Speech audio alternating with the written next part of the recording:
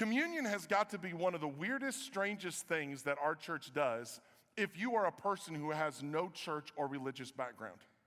You show up, bunch of worship, then you listen to a sermon, and then there's more exciting worship, and everybody's excited, and then all of a sudden we get super quiet, super somber. And then we take some stale bread, some room temperature juice, and you're going, what is that? You gotta think, to the outsider looking in, communion is like a really bad snack time in the midst of a service. But if you were to put that same lens on, a lot of what we do as a church would make no sense to somebody who has no religious background. Think about baptism. We're obviously right now experiencing all kinds of baptisms at our church. Imagine being a person who has no religious experience whatsoever, and you see a baptism take place at our church.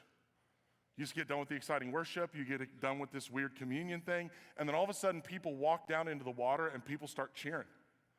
And then the person talking gets a little choked up, and then they dunk them, put them all the way under, bring them all the way back up, and people cheer even louder. Like, why is I've seen that happen in pools my whole life. Why is it so special here?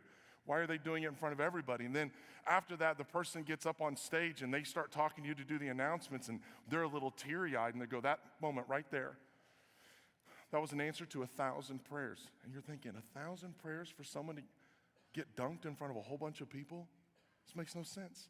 And then somebody else will maybe say, hey, and for those of you who give, thanks for giving. Because you give, we're able to have moments like this. And they're going, I don't understand. A person shows up and gets wet in front of a whole bunch of people, and this is what this church is all about? You have to think, from the outside looking in, there are things that we do as Christians that make absolutely no sense, must be bonkers to somebody who has no experience with Jesus or with God.